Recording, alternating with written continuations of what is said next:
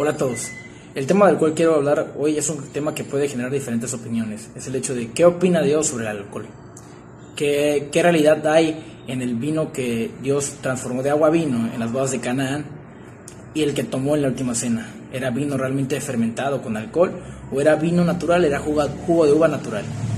Bueno, antes de empezar a citar los versículos que hoy les quiero hablar, me gustaría decir que hay una postura de algunas personas que dicen que el vino no es malo mientras no se tome en exageración, o el alcohol no es malo mientras no se tome exageradamente, pero la realidad es que la Biblia tiene un contexto, tiene un sentido, desde su lenguaje original.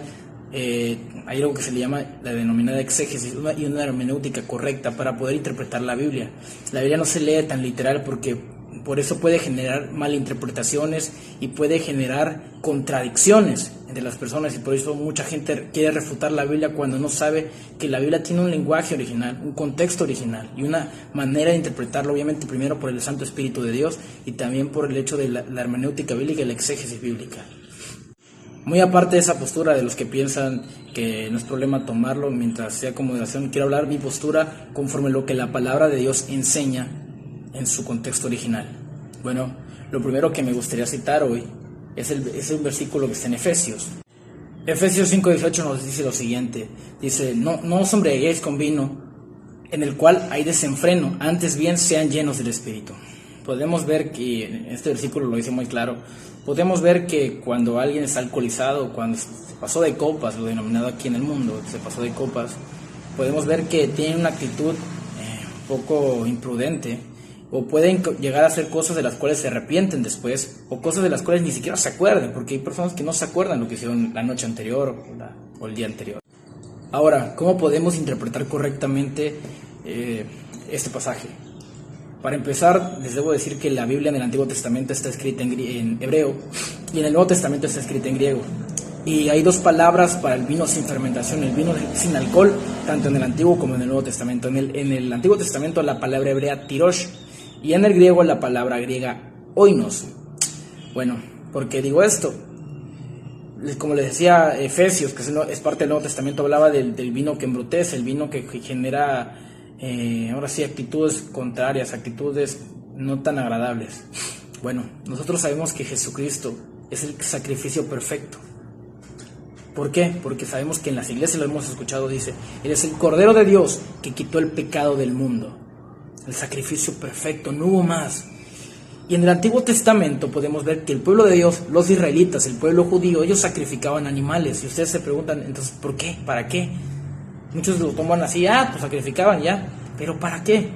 ¿Qué significaba? Era un símbolo de Jesucristo. ¿Por qué? Ellos sacrificaban animales, tenían diferentes ofrendas. Bueno, el caso. Una de las prohibiciones que hacía parte de la ley mosaica era el hecho de que no se podía sacrificar animales leudados. Y la masa era no leudada, era masa sin levadura. Los panes, ahora sí, por eso las fiestas de los panes sin levadura.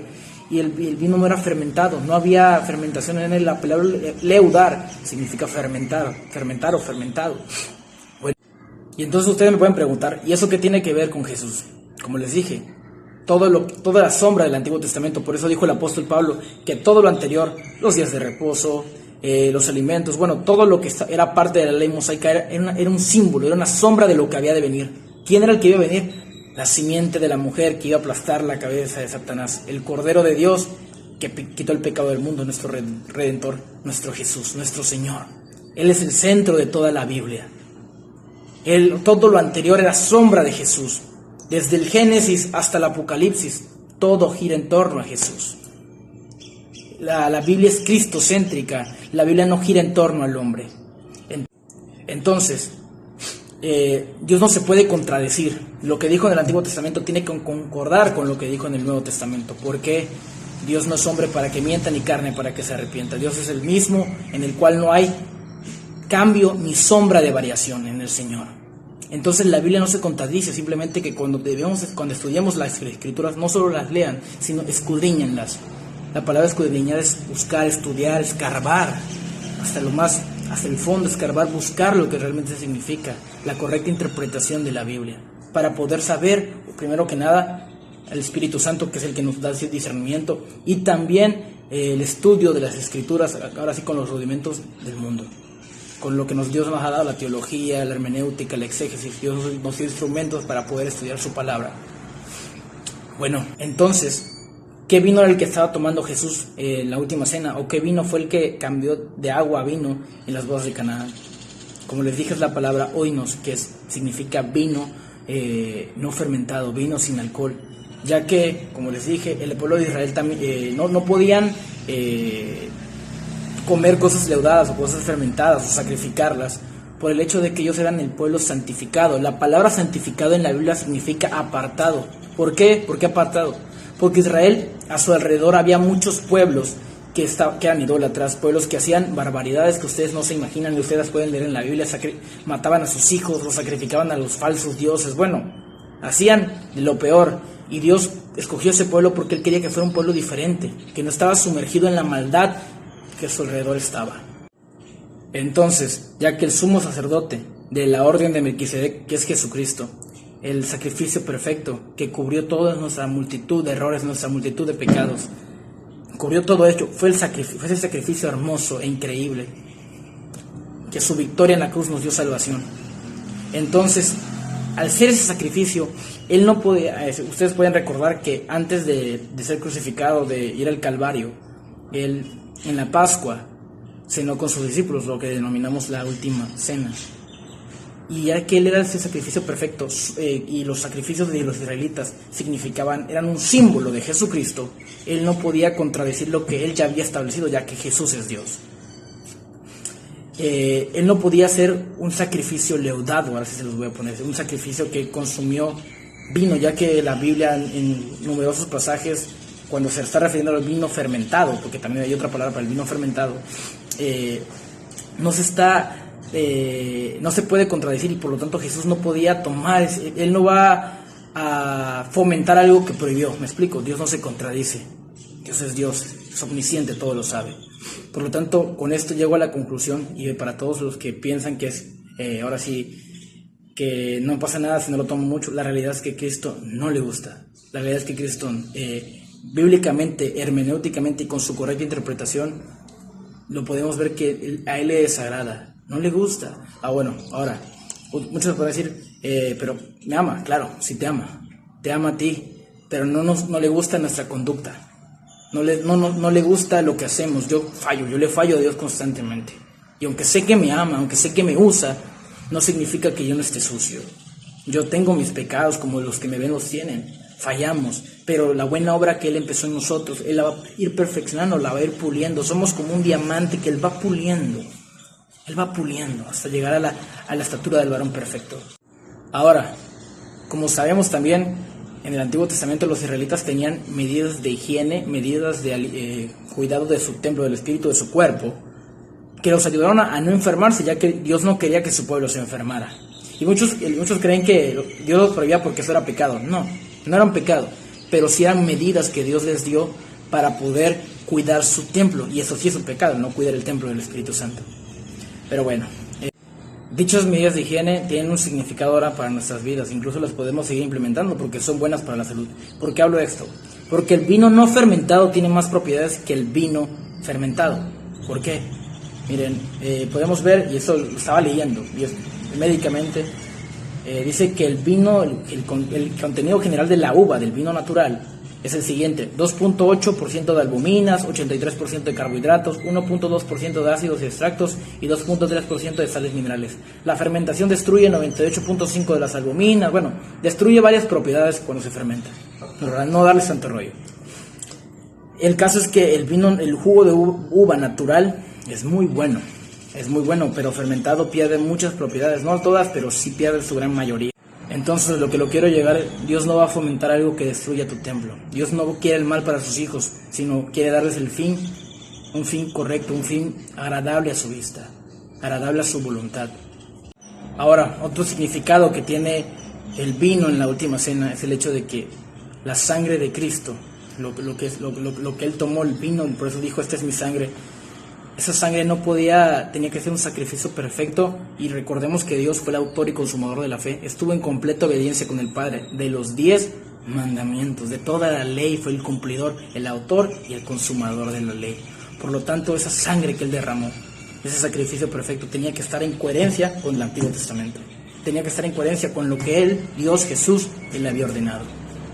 Ahora, otro argumento que me pueden sacar las personas es, bueno, pero Noé tomó y se embriagó. Bueno, si analizamos correctamente esa parte, en la parte de la historia de Noé, podemos ver que si efectivamente Noé tomó vino fermentado y se embriagó. Pero podemos ver que hubo un mundo prediluviano y postdiluviano. Y lo puedes leer en la creación. Es el relato del Génesis. En la creación hay cosas asombrosas, cosas hermosas. Y si tú la lees con detalle e investigas, podrás ver que antes del diluvio había otro tipo de condiciones atmosféricas. Y después del diluvio, ya que fue un cataclismo, fue un cambio climatológico increíble, las condiciones cambiaron. Pudo ser que Noé por error antes no había el vino no estaba fermentado, pero las condiciones atmosféricas producieron esa fermentación. Pero bueno, dada que sea así o no lo sea, también podemos ver que tuvo consecuencias a la larga. ¿Por qué? Podemos ver que Noé se embriagó y Noé tenía 3 hijos, Sem, Cam y Jafet, de donde provinieron los semitas, los jafetitas y los cananeos. ¿Y no les suena eso? ¿No he escuchado la historia de Canaán? ¿Qué consecuencia tuvo Cam por haber visto desnudo a su padre? Y no solo eso, sino que lo fue a acusar prácticamente para burlarse con sus hermanos. Sus hermanos no hicieron caso, pero Cam en su maldad lo hizo, se burló de la desnudez de su padre. ¿Y qué pasó? Fue maldito Cam. ¿Y de quién creen que fue su descendencia de Cam? Los cananeos, enemigos de Israel, sus escarnecedores durante mucho tiempo. Entonces, el pecado trae consecuencias, algunas a la larga, diferentes, pero trae. La cosa, y lo que hoy les quiero decir a todos, es el hecho de que Dios les ama. Yo no los vengo a juzgar, yo solo quiero hablar de lo que la Biblia dice a sus vidas. Como les he dicho miles de veces, yo cometo errores, yo cometo fallas, y Dios nos ama, sí, pero no le gusta nuestro pecado. El pecado, ¿por qué? Porque Él es 3 veces santo, no 3 veces amor. Sí, Dios es amor, pero también es 3 veces santo, justicia, fuego consumidor. Tiene muchísimas características el Señor, y ustedes lo pueden leer a través de la Biblia. Pueden ver que el Señor es 3 veces santo. ¿Y qué significa ese 3? O sea, Dios es santísimo, Él no comete el pecado, ni siquiera lo apoya. Él sabe que somos pecadores y por eso murió en la cruz, pero no significa que se agrade por nuestras cosas. ¿Y cómo podemos agradar al Señor? No tenemos nada que ofrecerle, pero le podemos ofrecer nuestro corazón. Decirle, Señor, he aquí tu hijo. Porque hasta eso nos dejó de llamar siervos y nos comenzó a llamar hijos, nos comenzó a llamar amigos. Nos dio ese gran valor de ser hijo. El hijo se puede quedar a dormir con su padre en su regazo, el siervo no. Nos liberó de la esclavitud del pecado, y eso es lo grandioso de Jesucristo. Yo hoy te invito, hermano, que cuando escuchamos este tipo de cosas, estudiemos con diligencia. Los exhorto con amor, no con juicio, no con condenación. Los exhorto con amor a estudiar la Biblia en su correcto contexto, a través del Espíritu Santo y a través de lo que Dios nos dejó. Instrumentos como la teología, instrumentos como la correcta hermenéutica, para poder conocer lo que la Biblia habla en nuestras vidas, lo que realmente Dios habló en nuestras vidas. Dios te ama a pesar de tus fallas, a pesar de que lo hayas hecho o no. La realidad es que todos fallamos, y lo he dicho varias veces, pero no debemos contentarnos con nuestros pecados, sino al contrario, buscar la transformación que Dios va a causar en nuestras vidas. Los amo a todos. Bendiciones, mis hermanos.